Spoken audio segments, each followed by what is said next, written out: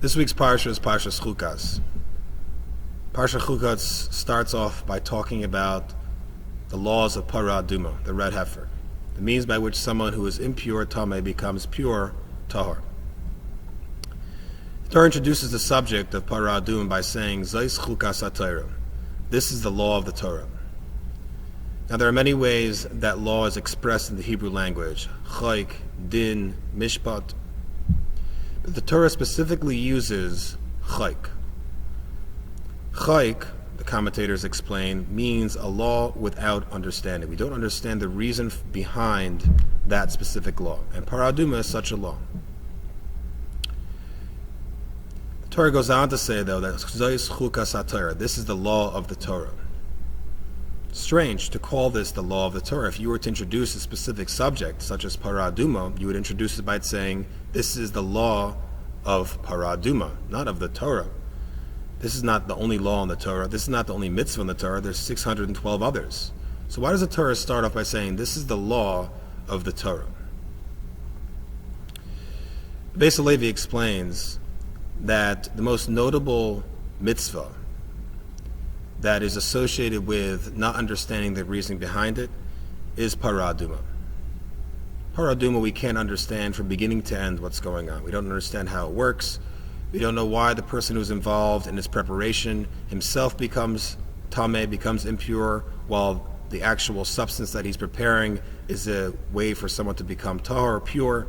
And there are many perplexing questions surrounding Parah Aduma.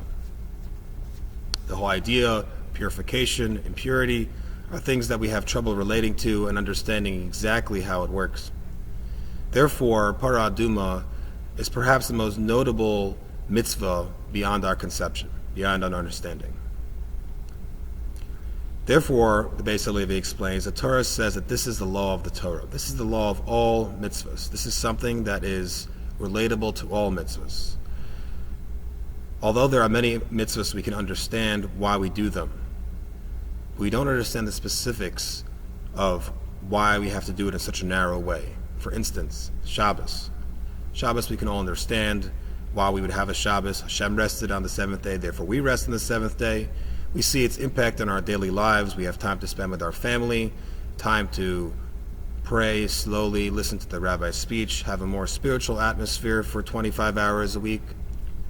But at the same time, the intricacies of the laws of Shabbos, the specifics, we have trouble relating to and understanding how they impact our daily lives. For instance, the Torah prohibits carrying on Shabbos, carrying from one domain to the next. And if you were to ask a person if I'm going to walk out of my house holding a dish across the street to go to my friend's house who I'm eating by, without an eruv, of course, and you would tell him that you're not resting on Shabbos, as the Torah commands, he would understand the reason. What does this have to do with rest? In fact, it's probably more restful for me to bring it to my friend's house, because now I don't have to eat at my house. I won't have to clean up. This is much more restful.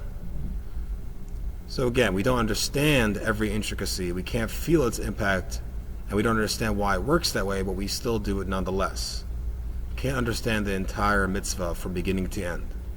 That's why the Parah Aduma is called Zayis Chukas HaTorah. This is the law of the Torah.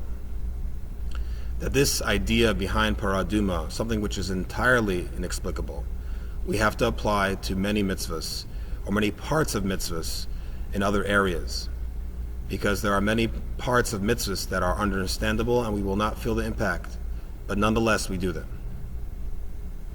Just like to add a question, without an answer, that I was thinking about.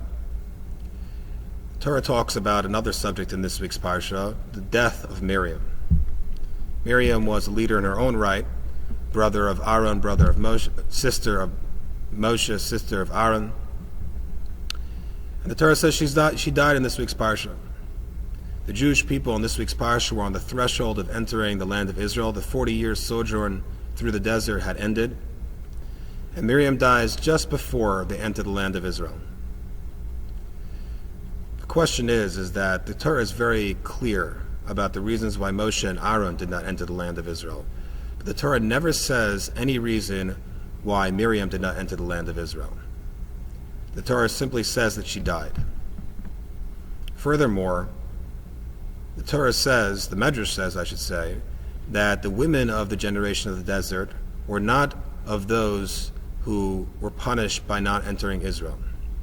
Jewish people traveled in the desert for 40 years because Hashem wanted the previous generation to die out before they entered the land of Israel as punishment for sins they had committed.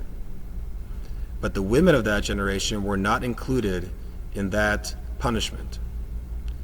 So why did Miriam die? Why did she not enter the land of Israel? For what reason did she not merit entering the land of Israel, which she surely wanted to? Well, with that, I'm going to end, and I'd like to know what answers you come up with. Have a good Shabbos.